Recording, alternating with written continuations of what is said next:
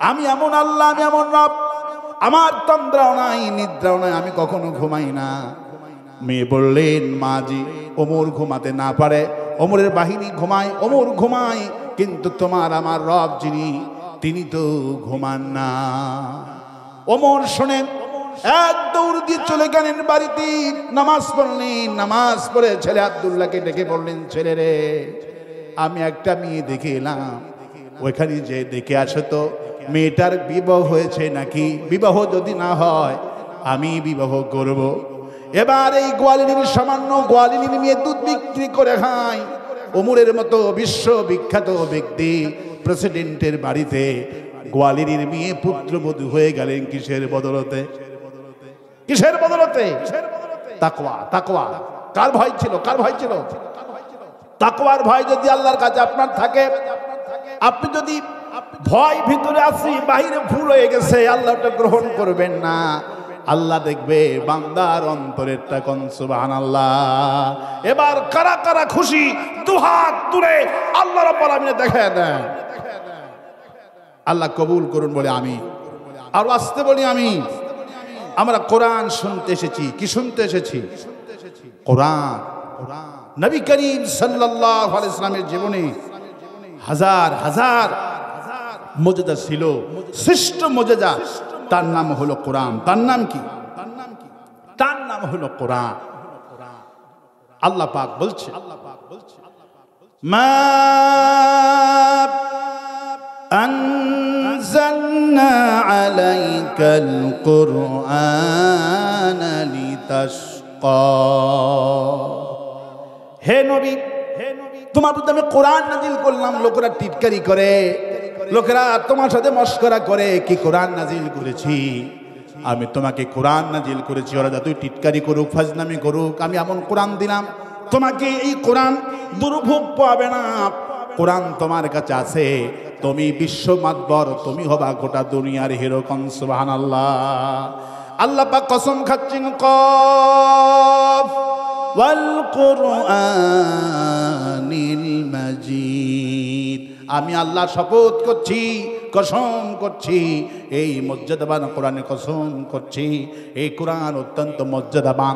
যারা শেখে তাদেরও মর্যাদা হয়ে যায়। যারা শেখে তাদের কেমন মর্যাদা। ওয়ান উসমান রাদিয়াল্লাহু তাআলা আনহু قال قال رسول الله صلى الله عليه وسلم خيركم من تعلم القرآن وعلمه। ওসমান বললেন, রাসূলুল্লাহ বলে, এই পৃথিবীতে সর্বোত্তম ব্যক্তি হলো সেই ব্যক্তি যে ব্যক্তি কোরআন শরীফ শেখে আর কোরআন শরীফ শিখায়। এই ব্যক্তির মর্যাদা আল্লাহর কাছে হাজার হাজার গুণ বেশি হয়ে যায়। কোরআন যারা শেখে আর কোরআন যারা শিখায়, এদের মর্যাদা আল্লাহর কাছে অনেক বেশি। কিন্তু আজকে মর্যাদা কাদের?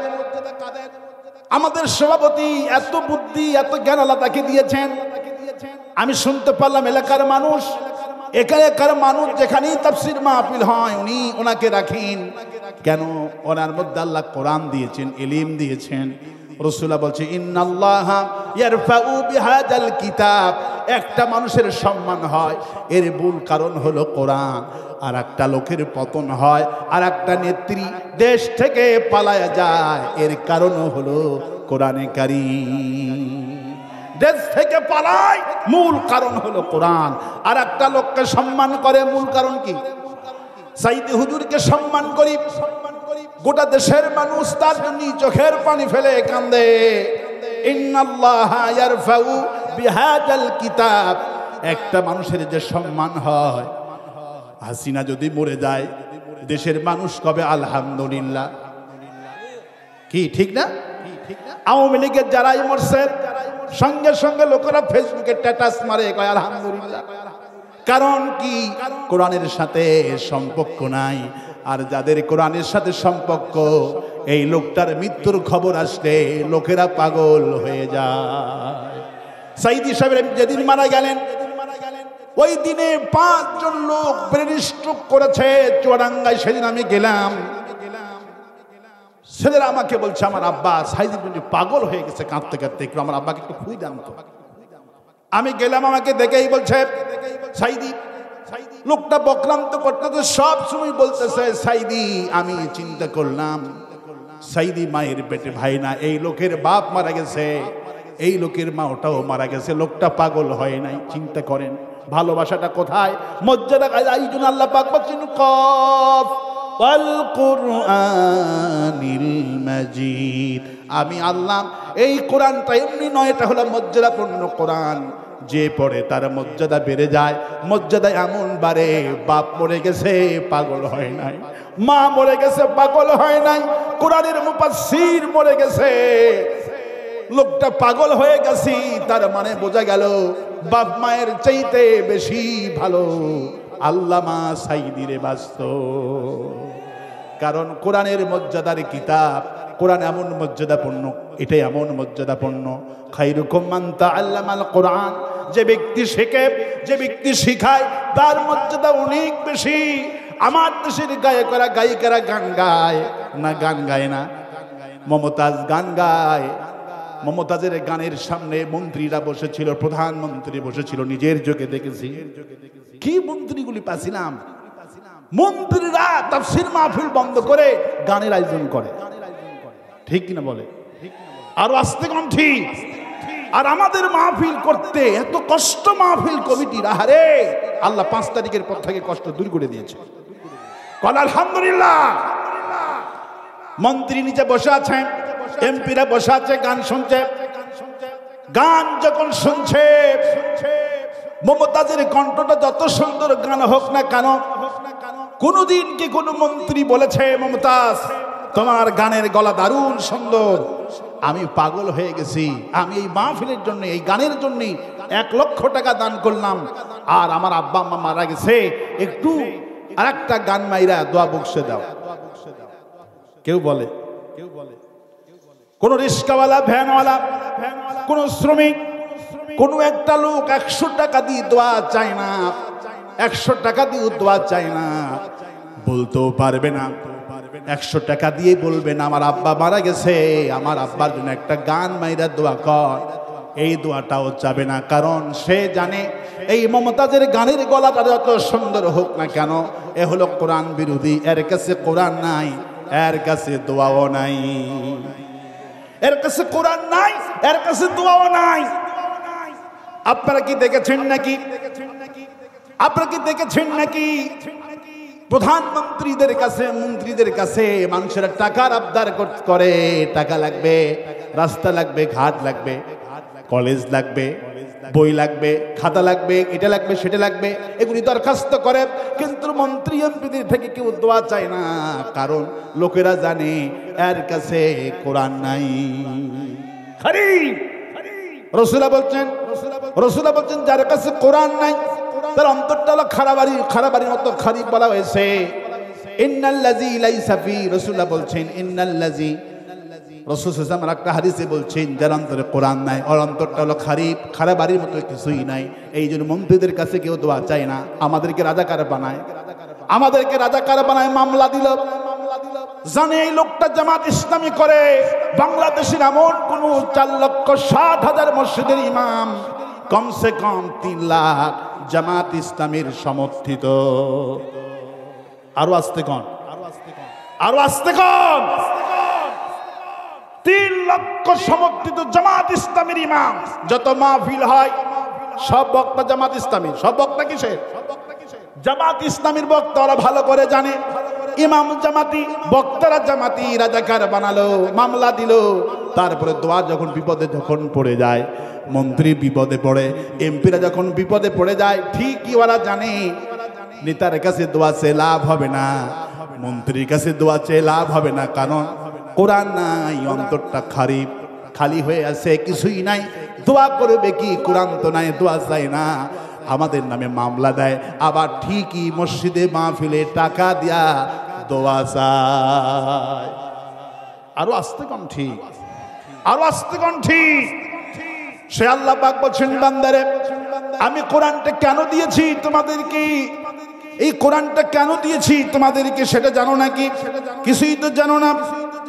আল্লাহ পাক বলছেন, আল্লাহ পাক বলছেন আফালা ইয়াতাদাব্বারুনাল কুরআনা আম আলা কুলুবিন আকফালুহা। আমি যে কোরআন দিলাম, এই কোরআন নিয়ে চিন্তা ভাবনা করো, এই কোরআন নিয়ে চিন্তা ভাবনা করো, শুধু খতম করো না, কোরআন নিয়ে গবেষণা করতে বলা হয়েছে।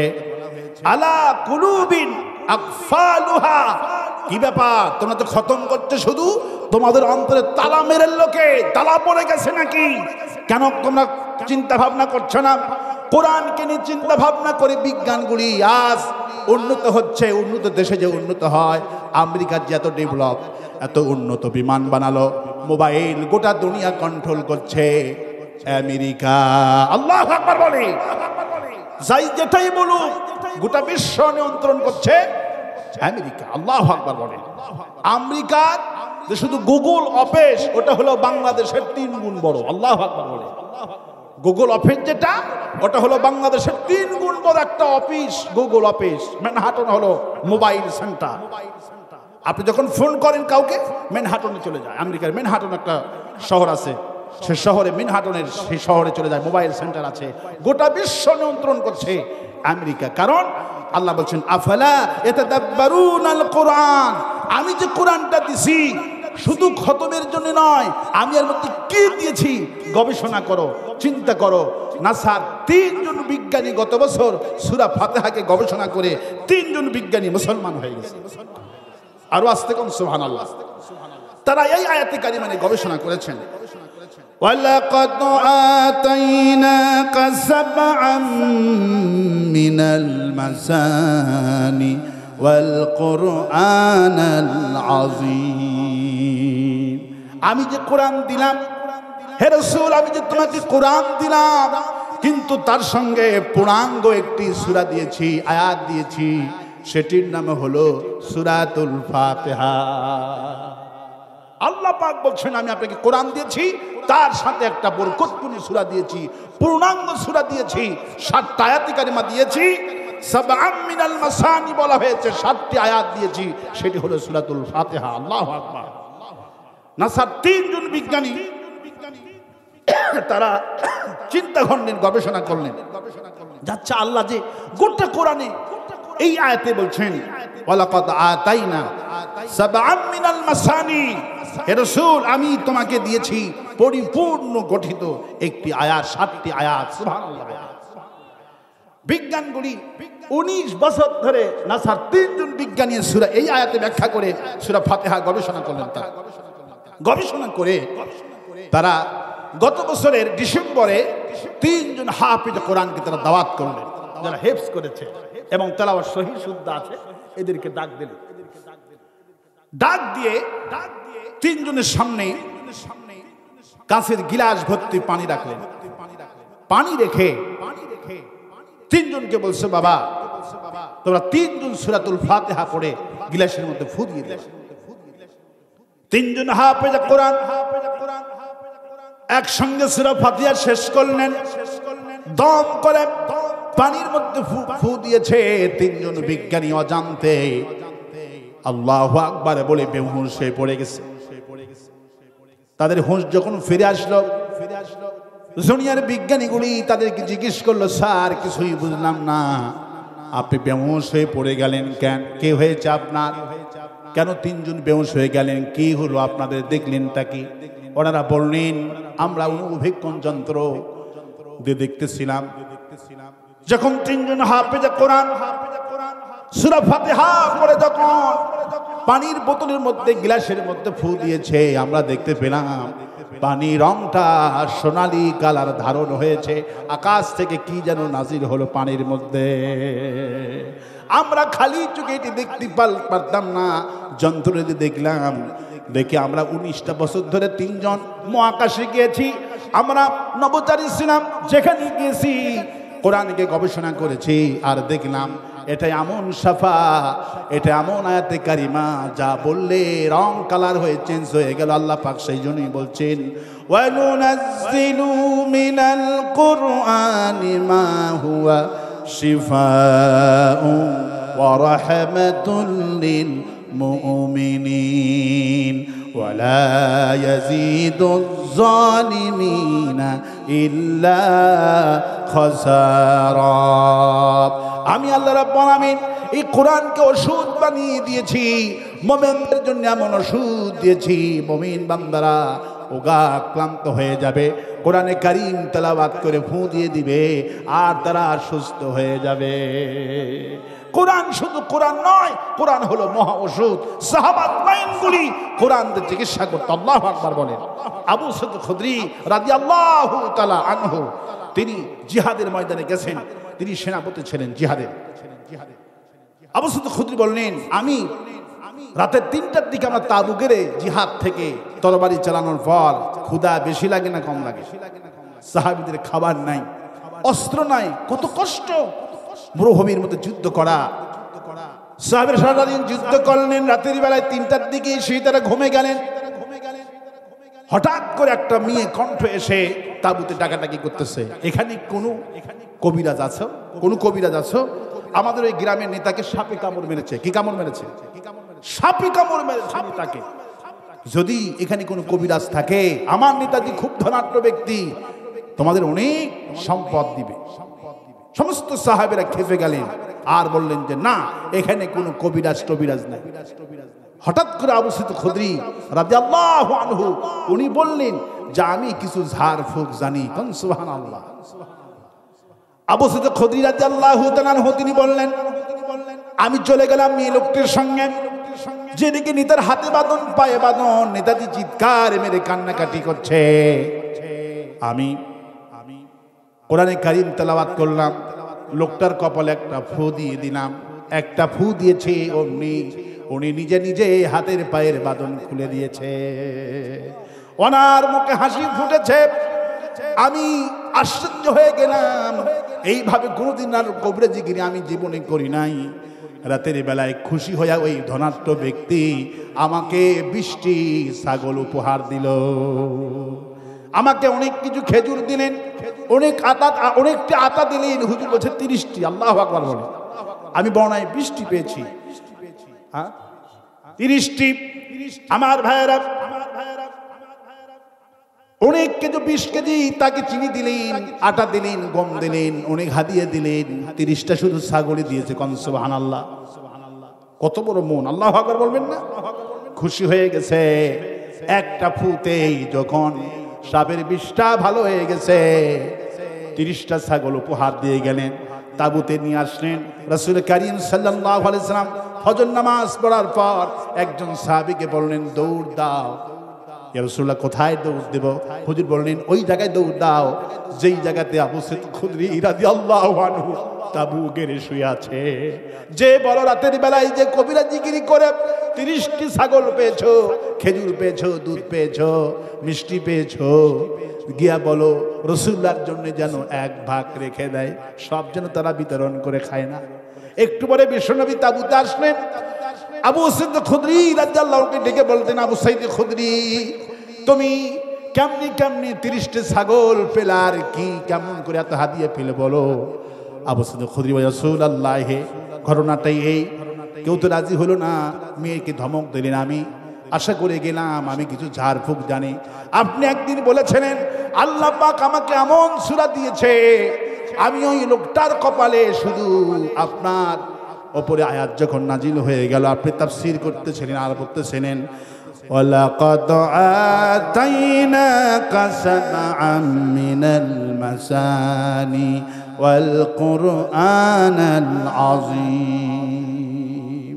হে নবী, আমি আপনাকে কোরআন তো দিয়েছি, 7টি আয়াতি কারিমা দিয়েছি, পূর্ণাঙ্গ আয়াত সূরাতুল ফাতিহা। রাসূলুল্লাহ বললেন, কেউ যদি এই কোরআন যদি 7 বার দম করে, প্রতিটা দিন 41 দিন হাদিসে এসেছেন, যদি দম করে করে কোন দুরাগ্য বেদিকে যদি পান করানো হয়, রাসূলুল্লাহর হাদিস, ওই মহাবেদি ক্যান্সার হোক আর যাই হোক, সব রোগগুলি ভালো হয়ে যাবে। রাসূলুল্লাহ আরেকটা চিকিৎসা দিতেন, এই চিকিৎসা হয়তো অনেক আলেমেরা জানবেন। রাসূলুল্লাহ আরেকটা চিকিৎসা দিতেন, এই চিকিৎসা করবেন। আমার একটা আত্মীয়র 2টি কিডনি ড্যামেজ হয়ে গেছে, আমাকে বলছে, ভাই আপনার তো অনেক পড়াশোনা করেছেন মাদ্রাসায় ছাত্র যেহেতু, আমার কিডনি তো ড্যামেজ হয়ে গেল, আমার তো ডায়ালিসিস করতে হচ্ছে, আমার তো অবস্থা শেষ। আমি তখন তাকে বললাম, রাসূল করিম সাল্লাল্লাহু আলাইহি সাল্লাম ফজরের ওযু করার পানিটা বাঁচাতেন। রাসূল করিম সাল্লাল্লাহু আলাইহি সাল্লাম ফজরের ওযু করতেন, আর ওযুর পানি রাসূলুল্লাহ মগে করে নিয়ে পানি ওযু করতেন, মগে নিতেন, বেশি পানি নয়। কোন কোন কিতাবে এসেছে রাসূলুল্লাহ সাল্লাল্লাহু আলাইহি ওয়াসাল্লাম 100 টাক পানি দিয়ে ওযু করেছে। সুবহানাল্লাহ, 100 টাক পানির মিশ্রণে ওযু করেছেন। এখনো মিডল ইস্টে আমি সেদিন দেখলাম সৌদি আরব, দুবাইয়ের কোটি কোটি টাকারা প্রতিরা পানি অপচয় করেন না, হাফ প্লেট একটা পানি দিয়ে 3 জন ওযু করলো। আল্লাহু আকবার। আমার ভাইয়েরা, রাসূলুল্লাহ মগে করে নিয়ে ওযু করতেন এবং ওই মগে রাসূলুল্লাহ সকালবেলা উঠেই ভুট্টার খই খাইতো। আল্লাহু আকবার বলে। রাসূল সাল্লাল্লাহু আলাইহি ওয়াসাল্লাম ওযু করতেন আর বলতেন, ওযুর পানি যতটুকু বেঁচে গেল এই পানি হলো শাফা, যে যে রোগের জন্য খাবা আল্লাহ তাকে শাফা দান করে দিবে। আমার আত্মীয়কে আমি বললাম, তুমি ওযু করো, মগে পানি নিয়ে। তিনি একটা আরএফএল থেকে একটা মগ কিনলেন, আরএফএলের ওযু করতে লাগলেন, পানি বাঁচালেন, বাঁচারও পানিগুলো খেতে লাগলেন। এখন 2 বছর হয়ে গেল, ডায়ালিসিস করতে হয় না, আল্লাহ তারে কিডনি ভালো রেখে দিয়েছে। রাসূলুল্লাহ এমন কোন রোগের চিকিৎসা কোরআন থেকে দেয়নি। আল্লাহ পাক বলছেন শুধু কোরআন না, এটা হলো মহা ওষুধ। وَنُنَزِّلُ مِنَ الْقُرْآنِ مَا هُوَ شِفَاءٌ وَرَحْمَةٌ لِلْمُؤْمِنِينَ। এই কোরআন হলো মুমিনদের জন্য মহা ঔষধ, কিন্তু যারা কোরআন বিরোধী এদের কিন্তু কার্যকারী হবে না। ওয়ালা ইয়াজিদুয যালিমিনা ইল্লা খাসারা। যারা কোরআন বিরোধী এদের কোনো রোগ ভালো হবে না, বরঞ্চ কোরআন শুনলে ওদের ভেতরে অ্যালার্জি চুলকানি শুরু হয়। কোরআন শুনলে ওদের ঈমান বাড়ে না, ওরা মাহফিল থেকে উঠে দৌড় মারে। এই কি খবর, এই করছেন কেন? মানে কিছু অ্যালার্জি মার্কা লোক থাকবেই সব জায়গাতে, ঠিক কিনা বলে? সব জায়গাতেই অ্যালার্জি। আমার বন্ধুগণ, আমার ভাইয়েরা, ভয় পাওয়ার কোনো কারণ নাই, হতাশ হওয়ার কোনো কারণ নাই। এই কোরআন হলো ওষুধ। কোন সুবহানাল্লাহ। এই কোরআন হলো ওষুধ। কোরআন দিয়ে রাসূলুল্লাহ চিকিৎসা করতেন, সাহাবীরা চিকিৎসা করতেন। ওমর ফারুক রাদিয়াল্লাহু আনহু যখন প্রধানমন্ত্রী হলেন, উনি প্রধানমন্ত্রী হওয়ার পর কোরআন ছাড়া কোনো চিকিৎসা নাই। সুবহানাল্লাহ বলেন। হাসপাতালগুলিতে ওমর রাদিয়াল্লাহু আনহু বোতলের মধ্যে ফু দিয়ে পাঠাইয়া দিতেন। সুবহানাল্লাহ বলেন। শুধু সূরা ফাতিহা, শুধু এই সূরাতুল ফাতিহার ফু গোটা মদিনায়, গোটা দুনিয়ায় ওমরের ফু চলে যেত। লোকেরা গিয়ে বলতো ওষুধ নিব না, ওমরের পানি পড়া আছে নাকি? কোন সুবহানাল্লাহ। ওমরের পানি পড়া আছে। 7 জন রোম সম্রাটের প্রেসিডেন্ট 7 জন ইহুদিকে পাঠিয়েছিল, বিশাল সম্পদ দিয়ে ইসলামকে ধ্বংস করে দাও, ওমরকে ধ্বংস করে দাও। ওরা যখন মদিনায় আসলেন, আসার পরে একটা দুরন্ত ব্যাধিতে পরিণত হয়ে গেল, খুব মারাত্মক ব্যাধি।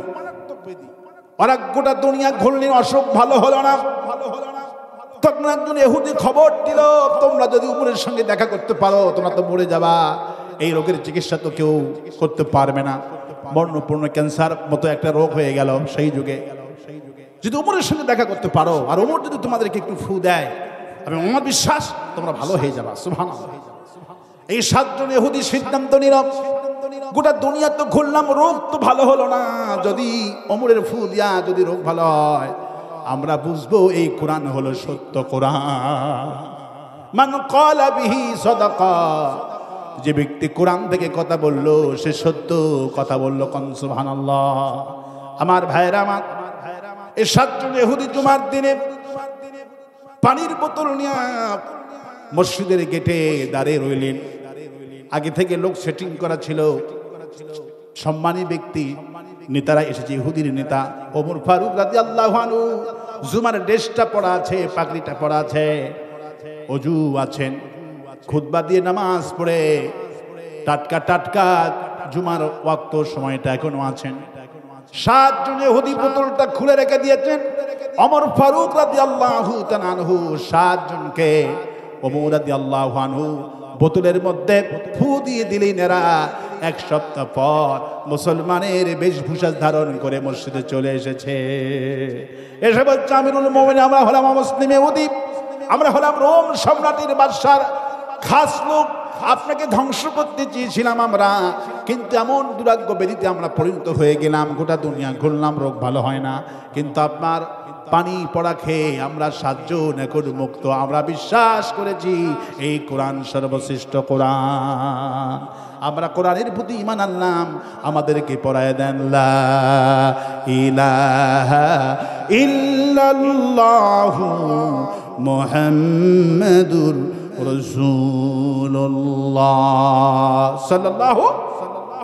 7 জন ব্যক্তি কালেমা পড়ে মুসলমান হয়ে গেল। সুবহানাল্লাহ। রোম সম্রাট খবর নেওয়ার জন্য এই 7 জনকে বার্তা পাঠাইয়া দিল। অগ্রসর কত দূর, আমাদের ধর্মের অগ্রসর কত দূর। এরা তখন উল্টা পৃষ্টি লিখে দিল রোম সম্রাটকে, আমরা অগ্রসর করতে পারিনি, বরং আমরা নিজেরাই মুসলমান হয়ে গেছি। মামুর যখন কোরআনে কারীম থেকে যখন ফু দিয়ে দিল, আল্লাহ আমাদের ভালো বানায় দিছে। হঠাৎ করে এই কথা বাদশার কানে চলে গেল। সেই যুগে রোম সম্রাট ছিলেন, আজকে যেমন আমেরিকা গোটা বিশ্ব মাতবর, সেই যুগের বিশ্ব মাতবর ছিল রোম। কে ছিল বলে? আল্লাহ রাব্বুল আলামিন এই কোরআনে কারীমে একটা সূরা নাজিল করেছেন, গুলিবাতির রোম। হে রাসূল, রোমকরা পরাজিত হবে, রোমের ভূখণ্ডে কালেমার পতাকা উড্ডীন হবে। আল্লাহু আকবার বলে। আল্লাহ পাক আগে থেকে রাসূলকে সুসংবাদ দিচ্ছেন, প্রথমে আল্লাহ হেটিং করছেন গুলিবাতির রোম, রোমকরা পরাজিত হবে। নাসরুম মিনাল্লাহি ওয়া ফাতহুন করিব ওয়া বাশশিরিল মুমিনিন। কোনো টেনশন করবেন না, আজকের ষড়যন্ত্র দেখে ভয় পাবেন না, অচিরেই আমি সাহায্য করব, বিজয় দান করব। ওরা দেশ থেকে ডিবি হারুনকে রেখে পালায়া যাবে। আমার সাহায্য যখন আসবে, তখন ডিবি হারুন কাজ করবে না, সেনাবাহিনী কাজ করবে না, দেশ থেকে পালাইতে বাধ্য হয়। একটা দুইটা নয়, 400-র মতো পার্লামেন্ট সদস্য মিয়াগুলি সংরক্ষিত আসন দিয়া 350 সবগুলি বিলুপ্ত হয়ে গেছে। ওই সংসদ গণভবন এখন জাদুঘর পরিণত হয়ে গেছে। আরো আস্তে কণ্ঠী, আরো আস্তে কণ্ঠী। আমার ভাইয়েরা, রোম সম্রাট ওনার 20 বছরের মাথার যন্ত্রণা। কত বছর? 20 বছরের মাথার যন্ত্রণা। উনি পাগল হয়ে যান, পার্লামেন্টে বেশিক্ষণ থাকতে পারে। হঠাৎ করে মাথায় বুদ্ধি আসলো, আচ্ছা আমার মাথার বুদ্ধি তো, আমার মাথার যে যন্ত্রণা, আমি তখন মারা যাব।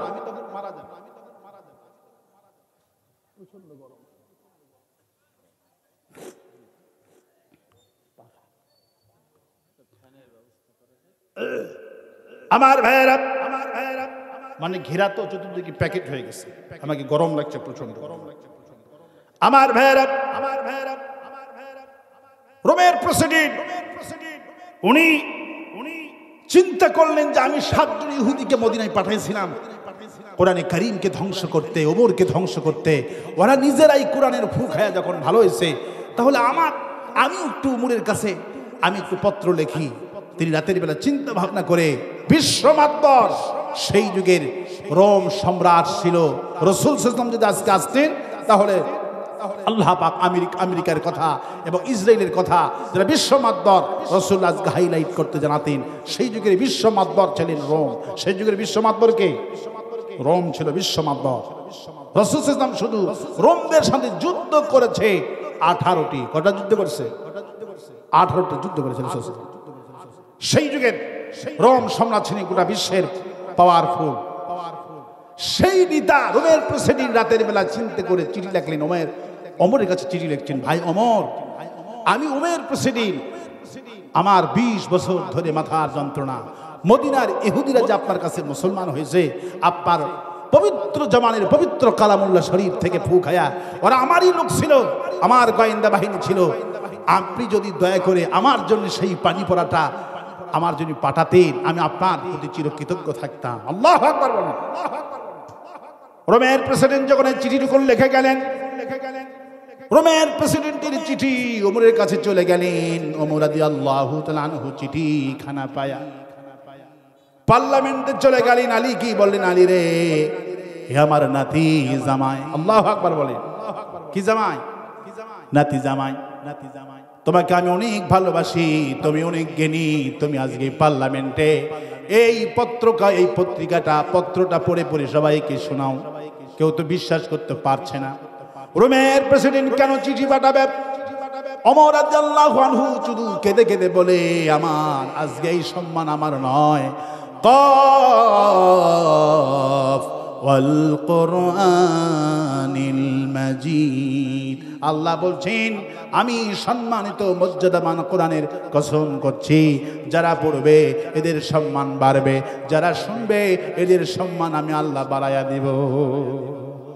যারা আজকে কোরআন শুনছেন সম্মান কমবে না, কোরআন বাড়বে। সম্মান নাই ওদের, যারা কোরআন বিরোধী। মরে গেলে লোকেরা ফেসবুকে স্ট্যাটাস দিয়া কয় আলহামদুলিল্লাহ, ঠিক কিনা? ওদের শরম নাই, লজ্জা নাই, ওদের লজ্জা নাই। কিন্তু যারা কোরআন প্রেমিক এদের শরম বেশি, ঈমানও বেশি। আল্লাহু আকবার। আমার ভাইয়েরা, ওমর রাদিয়াল্লাহু তাআলা আনহু চিঠিখানা পেয়ে তিনি অনেক কান্নাকাটি করলেন আর বললেন, এটা আমাদের বিজয়ের লক্ষণ, কোন সুবহানাল্লাহ। ওমর রাদিয়াল্লাহু আনহুর কাছে তিনি পানি পড়া চালেন, কিন্তু ওমর রাদিয়াল্লাহু আনহু পানি পড়া না দিয়া নিজের হাতে একটা খেজুর গাছের আঁশ দিয়া একটা টুপি বানালেন, কোন সুবহানাল্লাহ। টুপি বানায়া সুন্দর করে প্যাকেট করে রোমে পাঠিয়ে দিলেন। সেনাবাহিনীর প্রধান, গোটা বিশ্বের নেতা যেহেতু তিনি, সবাই যদি পারতেন না, সেনাবাহিনীর প্রধান উমরের গিফটটা এনে ইশারের সময় তার কাছে দিলেন। বাস্ক খুললেন, মনে বড় আশা, ওমর পানি পড়া দিবে আর আমি পানি পড়া খাবো, ইহুদিরাও ভালো হয়েছে, আমিও ভালো হব। উনি গিফট করলেন বিবিকে নিয়ে, কিন্তু খুলে দেখে হায় রে হায়, কোনো পানি পড়া নাই, তেল পড়া নাই, কোনো ওষুধ নাই, শুধু একটা সুন্দর খেজুর পাতা আর ওই কাজ দিয়া আঁশ দিয়ে বোনানো একটা টুপি। আল্লাহু আকবার বলে স্ত্রী বলছে, দেখো আমি শুনছি ওমর নাকি খুবই জ্ঞানী, কিন্তু তুমি তো গাক্রান্ত ব্যক্তি, চাইলা ওষুধ পানি পড়া চাইলা, কিন্তু তুমি তো বিধর্মী, টুপি কেন দিল? কিন্তু ওমরের এর মধ্যে দারুণ হিকমত ছিল, দারুণ কলা কৌশল ছিল। মুমিনরা রণ কৌশল বেশি হয়, রাসূলুল্লাহর রণ কৌশলের কাছে আজকের গোটা দুনিয়ার রাজনীতিবিদেরা এতিম অবস্থায় পড়ে আছে। আল্লাহু আকবার বলেন। আমার ভাইয়েরা, রাতের বেলায় তিনি খুললেন, দেখি টুপি। সকাল বেলায় উঠি বিবিকে বলছেন, বিবিরে টেনশন করো না, ওমর যেহেতু দিয়েছে এই টুপিটা অবশ্যই 100% কার্যকারী হবে। আর আস্তে কোন সুবহানাল্লাহ। সকাল বেলায় গোসল করে বিশাল দেশ, 980 জন পার্লামেন্ট সদস্য, সবার সামনে ওমরের টুপি নিজের হাতের বুনানো। চিন্তা করেন কত চমক তো। আল্লাহু আকবার বলে। এই টুপি যখন পার্লামেন্টে ঢুকছে সবার মাথা খারাপ হয়ে গেছে। ব্যাপার, টুপি পড়লো কেন, ব্যাপার কি? সবার রহস্য তালাশ করতেছে, কিন্তু মূল রহস্য পাচ্ছে না। সব মন্ত্রীরা কানাকানাই করছে, প্রধানমন্ত্রীর মাথায়, সম্রাটের মাথায় টুপি কেন? উনি প্রতিদিন 2 ঘন্টা পর চলে আসেন মাথার যন্ত্রণা। আজকে 4টা বেজে গেল, উনি চেয়ারে বসে আছে। আল্লাহু আকবার। সেনাবাহিনী প্রধানকে সব মন্ত্রীরা বললেন, আপনি বলেন, যেহেতু টুপিটা আপনি এনে দিয়েছেন, তার বাড়িতে পৌঁছে দিয়েছেন, আপনি বলেন টুপি কেন দিয়েছেন তিনি কেন আজকে যান না, ব্যাপারটা কি? তখন তিনি বললেন, জাহাপানা, এই 980 জন পার্লামেন্ট সদস্য সবাই শুনতে চাচ্ছে, টুপি মাথায় কেন দিয়েছেন আপনি, কারণটা কি? আর আপনি তো পার্লামেন্টে এতক্ষণ থাকেন না, আজকে 4টা বেজে গেল, দুপুরে খানাটা খালেন না, কারণ কি? রোমের প্রেসিডেন্ট বলতেছে, আলহামদুলিল্লাহ, চলে আসছে, আলহামদুলিল্লাহ। আপনাদের কিন্তু ফ্যানের ব্যবস্থা নাই, আপনাদের আমাকে বরদোয়া দেন না যে হুজুর শুধু একাই ফ্যান খাইতেছে। কথা বললে গাটা ঘামে বেশি, কথা বলা খুবই কষ্টকর। এই জন্য বুখারী শরীফে এসেছেন, যেহেতু খুব বড় একজন জ্ঞানী লোক আছে, জ্ঞানীদের সামনে জ্ঞানীরাই জ্ঞানীদের কদর বুঝবে। মূর্খ লোকের আলী রাদিয়াল্লাহু আনহু বলছেন, মূর্খ লোকের সাথে তর্ক করো না, তোমাকে মূর্খ বানিয়ে ছাড়বে। আর একজন উস্তাদ আর একজন উস্তাদকে কদর করে, সম্মান করে। রাসূল বলছেন, যে এলাকায় আলেমদের সম্মান হয় না, সেই এলাকায় আলেম জন্মাবে না। ওই এলাকা ছেড়ে অন্য এলাকায় যাবে যেখানে সম্মান মর্যাদা দেবে। আমার বন্ধুগণ, আমার ভাইয়েরা, রাসূল করিম সাল্লাল্লাহু আলাইহি সাল্লাম বিদায় হজের ভাষণের কথা সবাই জানেন। রাসূলুল্লাহ সাল্লাল্লাহু আলাইহি ওয়াসাল্লামের ভাষণের বয়স ছিল, সময় ছিল মাত্র 25 মিনিট। কত মিনিট? রাসূল করিম সাল্লাল্লাহু আলাইহি ওয়াসাল্লামের বিদায় হজের ভাষণ, যা ঘন্টার পর ঘন্টা লেখেও শেষ করা যাবে না। রাসূল সাল্লাল্লাহু আলাইহি ওয়াসাল্লাম কথা বলতেন খুবই দ্রুত এবং স্পষ্ট করে, আল্লাহু আকবার বলতেন, স্পষ্ট এবং দ্রুত বলতেন, আল্লাহু আকবার বলতেন, এবং কোরআন পড়তেন থেমে থেমে, আল্লাহু আকবার বলে। এবং 25 মিনিট ছিল বিশ্ব নবী সাল্লাল্লাহু আলাইহি ওয়াসাল্লামের সর্বোচ্চ জীবনের সেরা বক্তব্য। আর আমার দেশের বক্তারা 2 ঘন্টা বলে, তারপরে বলে তেমন কিছু বলতে পারলাম না, আগামী বছর যদি দাওয়াত দেয় কিছু বলার চেষ্টা করবো। বেটার মাথা খারাপ, ঠিক কিনা বলে? যদি বলার মতো বলতে পারো 5 মিনিটে অনেক বলা যায়। হুজুর 2টা হাদিস বলেছে, 3 মিনিটে উনি মাইক ধরেছিলেন, 2.5 মিনিটে পার হয়েছে, 3টা হাদিস বলেছে। যারা জানে 3 মিনিটে 3টা হাদিসের মধ্যে তাফসীর যতদিন হবে সব বক্তারা মিলে হুজুরের একটা হাদিসের আলোচনা শেষ করতে পারবে না।